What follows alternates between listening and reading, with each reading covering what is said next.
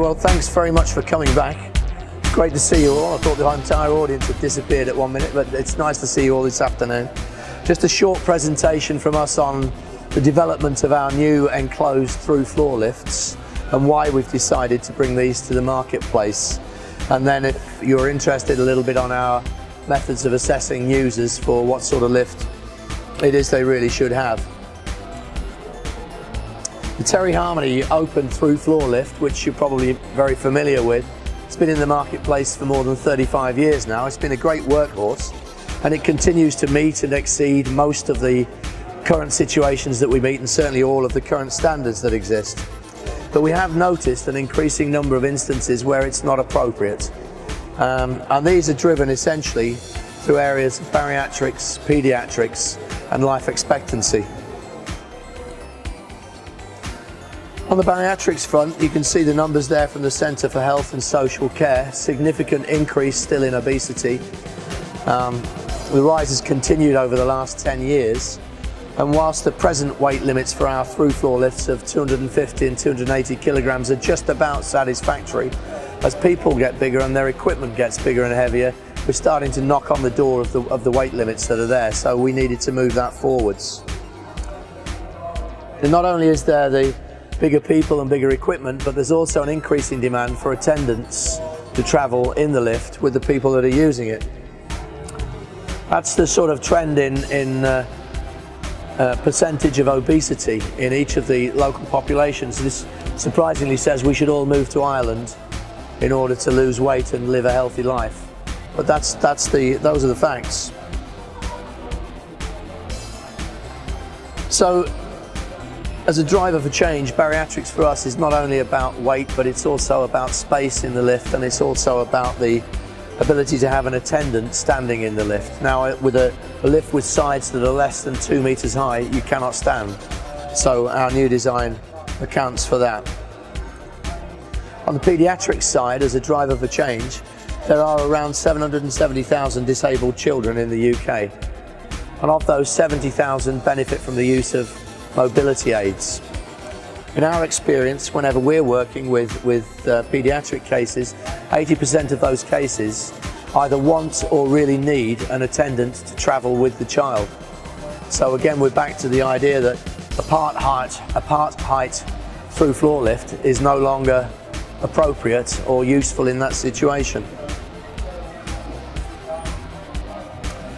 The standards insist, as I said, that the sides of a lift to carry somebody standing must be at least 2 meters, and by the time you've got a 2 meter high side to the car, you might as well put a roof on it and have an enclosed car, which comes into its own in other ways later on. Life expectancy, this is an interesting one. We're all aware, I'm sure, that it's increasing, even with well-being policies for people enjoying longer lives. Many people are enduring pain, discomfort, anxiety, and a lack of independence in the later years in their lives. I mean, that's a great graph to see that we're all going to live longer, especially at my age. I'm really grateful that's the case. When you look at over 65s, men can expect to live on average another 18 years in the UK, and ladies another 21 years very nearly. That's a lot of time to enjoy and possibly a lot of time to endure. So the issues arising from the life expectancy are many and varied, but to cope with some of the physiological and psychological issues, dementia, Alzheimer's, things such as deteriorating physical capability, we believe any lift should be designed to be as flexible as possible so that people can continue to use it all the way through the time that they need to use it.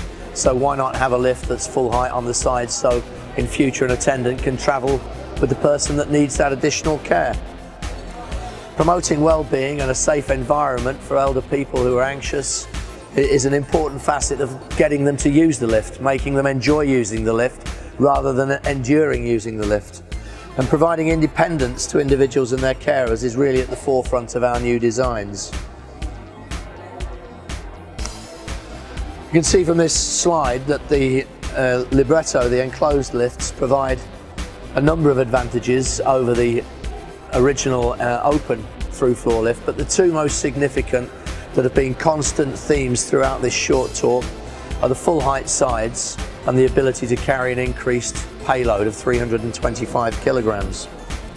That gives us all the flexibility we can use, and whilst providing the right solution for the conditions faced by a broad spectrum of people. It also means for local authorities that are putting lifts in, they've got a very recyclable piece of kit that can be used elsewhere and is likely to be useful to a broad range of people rather than to a narrow band of people. So it's far more recyclable. That's pretty much the philosophy behind our redesign. Does anybody have any questions on the through floor lifts? No? Fabulous presentation then. Either that or you're all asleep. I'm not sure which it is. But anyway, thanks for listening. If anybody's interested, just to tell you, more and more we're going to carry out assessments on users on our own. It used to be always that we would be in the company of occupational therapists or adaptations officers, but with all of the restrictions on finances and the reductions in people, we find ourselves more often than not surveying without the help and the thoughts of the occupational therapist. Our process really is quite simply, first of all, to assess the person themselves. What is it that they're capable of? What is it that they're able to do? Do they propel themselves in a wheelchair, or are they using a powered chair? And if they propel themselves, we want to know how they propel so that we can see where their hands are and we're not taking the skin off their knuckles getting into and out of getting the right size lift. Something that's sometimes quite sensitive is the prognosis for the user, because this is a job we want to do once. We don't want to go and put in today the lift that appears to satisfy if in 2 years' time the user's size means, or the user's condition means, they're going to need a different and larger wheelchair. We want to account for that now and put the lift in once for their lifetime. So having considered the user's abilities and their future, we then look at their size and how they fit into the wheelchair.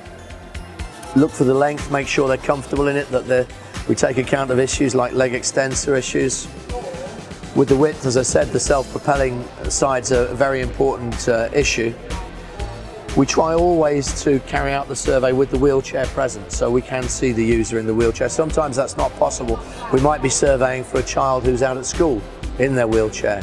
Well, then we have to make a clear statement in the proposal that says, we haven't seen the wheelchair, we've been told it's this size, we believe it will fit into this lift, but we need to confirm that before we firm up what sort of lift it is that you have. And lastly, the three areas that we consider significantly is the building itself. The lift's location is always a contentious issue. In 14 years in this business surveying, the most frequent objection I receive from somebody who maybe hasn't seen the upstairs of their house for 4 years, has lost all of their dignity by bathing and toileting in their lounge. The most frequent objection I have is, you can't put the lift there because that's where my telly goes. Strange, isn't it? But that's what they'll say. So until you get them on board with the benefits that they can see for using the lift, they're really anti putting the lift somewhere that doesn't absolutely suit them. Difficulty for us is, there's very often only one place that the lift can go, so it's important to gain the user's agreement to the site that the lift's going to go in. We try and identify all the structural issues that exist in altering people's floors, make sure there are any walls that are offset, that we've not got issues with that. We look for problems with services passing through floors, so we can make sure we take account of those too. And unforeseen issues, but we might suspect that there are things there, we'll note in the specification and quotation to say, look, we can't tell you what this will cost, but we think there might be pipes here that need to be moved. If they do, when we lift the floor, we'll tell you what it is. And that's how we go about our surveys. Really, first of all, involving the user, making sure they're clear on what we're doing, making sure we're clear on what they can do and will be able to do in the future. Then developing the specification for the lift itself, depending upon their size and condition, and then looking at the building fabric.